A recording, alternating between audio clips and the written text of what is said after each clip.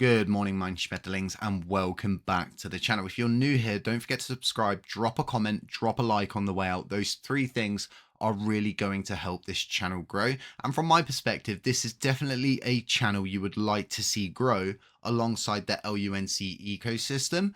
The amount of work that we put into this blockchain, not just as a content creator, but actually developing at the forefront, bringing LunkDash, all of the metric tools, the analytic tools, the mobile D app for both Android and iPhone, pushing the Finder.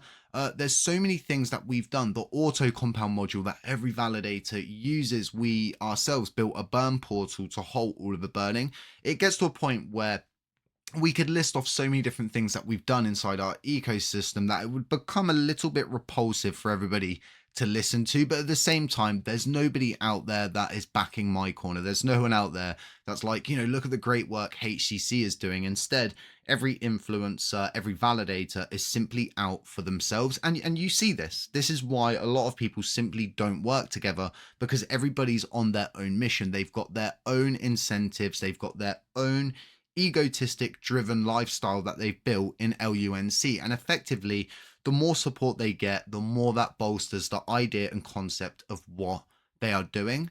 When it come down to the validators voting no on the LFG reserve proposal, we heard so many different excuses, everything from people speaking to their solicitors, their lawyers, to being advised that these funds were determined and dictated to actually go to the liquidating trust, and this was to go to anyone that was going to be making a claim, being those claimants, and this would be used to make holders whole again.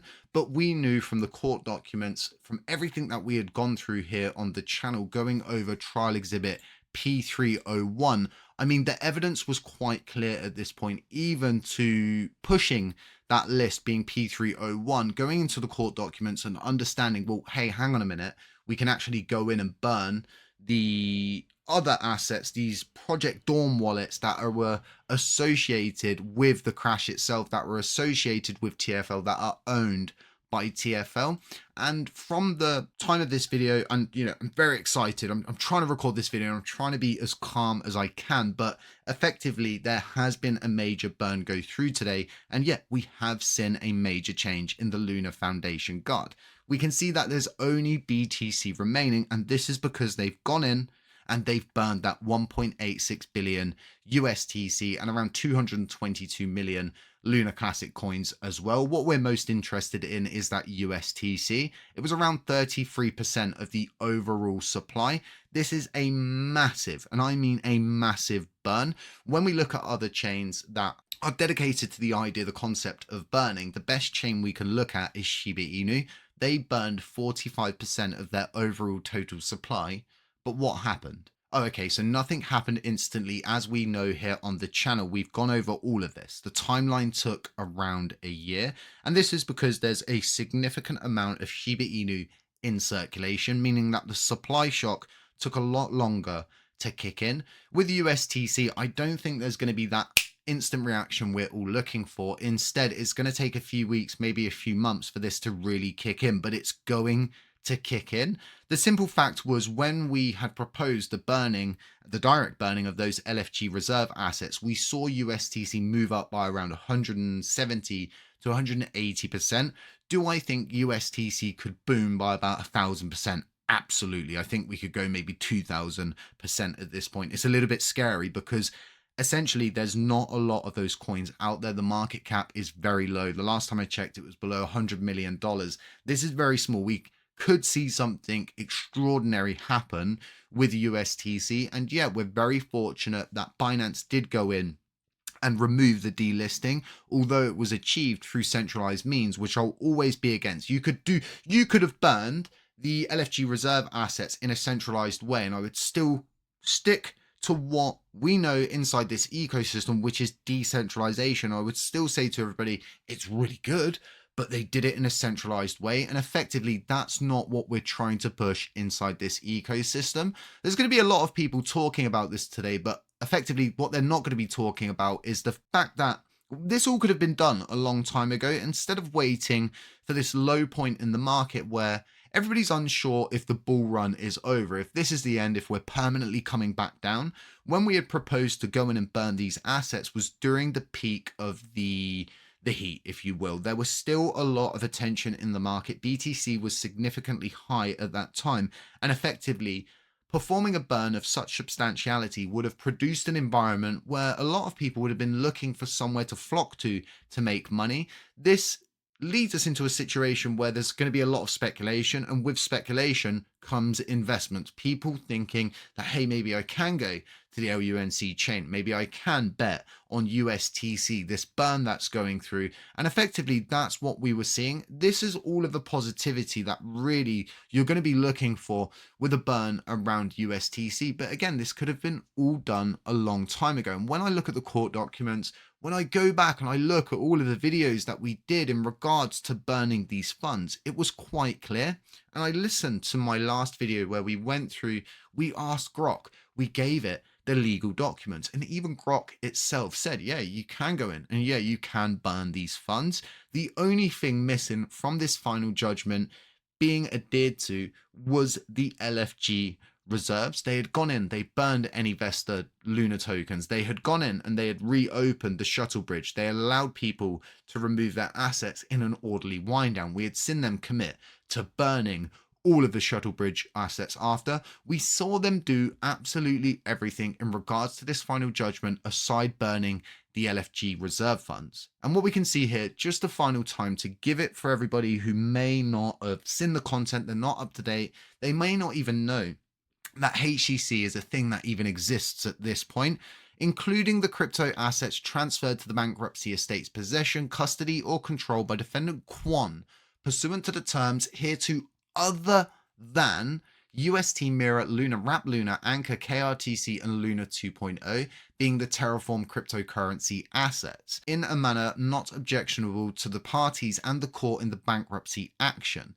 Defendants shall otherwise burn or destroy the private keys in Terraform's possession to wallets or blockchain addresses holding Terraform crypto assets, including those tokens after they are received from the Luna Foundation Guard, pursuant to the transfers contemplated by the terms hereto, and to burn any vested Luna 2.0 tokens. Guys, it was absolutely 100% crystal clear what we needed to do. And that's why it's laughable when validators like Mr. Diamond Hands are like, well, we spoke to our legal team. They're saying we could get in a lot of trouble. And it's like, I'm very shocked people delegate with a guy like this at this stage in time. But hey, people support who people want to support. When we actually look at trial exhibit P301, it wasn't just the LFG reserves. And if we zoom out here, a lot of people are probably aware that we had the Anchor and Mirror protocol assets, and this was a significant amount. Essentially, we went and we proposed, we did the work, we had the contracts made up, we did everything. We crossed the T's and we dotted the I's, and we actually proposed to have all of these assets burn while they were going in and burning the shuttle bridge assets. And a lot of the validators did support the burning of that Anchor and Mirror protocol funds, but we didn't see them support the burning of the LFG reserves. And what I understand is a lot of these validators simply would rather die than support a proposal from myself. They would rather halt the entirety of the chain's progress just so they don't have to support something that I'm pushing, so then they don't run into the risk of their delegates going, well, hang on a minute, if he's doing all of this and you're just really filling your own pockets, why am I actually delegating with you at this point? Why haven't you gone in and, broken down trial exhibit P301? Why haven't you gone and created content all of this? And why are you just lying through your teeth saying that you've been advised not to burn these funds when the final judgment was so clear? It's aggravating to say the very least, but this puts LFG as the #1 USTC burner in history, and I don't think anyone's ever going to be able to topple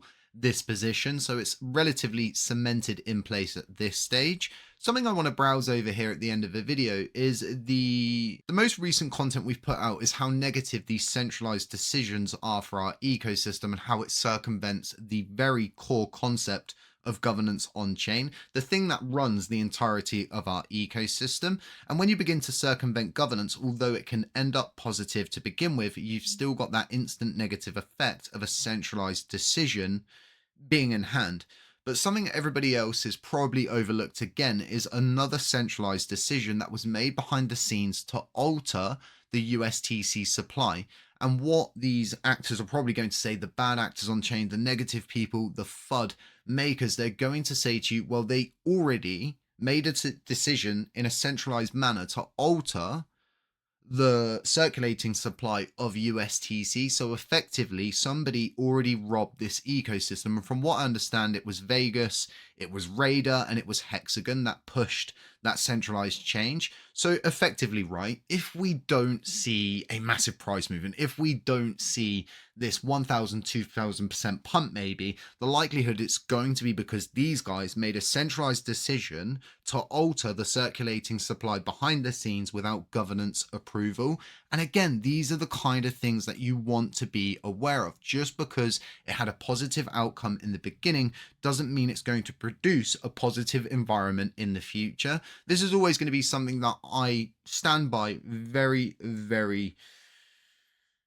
I can't even find a word strong enough to describe my dedication to this ecosystem. But if you go and you look at my content here on the channel, it's just Luna Classic. We only build on Luna Classic. We develop, we deploy, and we're trying to expand the future that is Luna Classic. But yeah, guys, huge day, great news. It's amazing to see these funds finally burned, and we'll just have to go over all of the ins and outs as this thing rolls out. We'll have to see if there's some decent price action that comes as a result from this major burn, or if we see absolutely nothing come in. And then we can start to look at why this possibly happened, what we missed, and the fact that this happened after all of the validators had convinced all of their delegates that this wasn't going to happen. So you've had a bit of a ghost lead up to this burn, if you will. There's been no dramatic build up. There's been no buy the rumor, sell the news. This thing just happened. So we don't know what is going to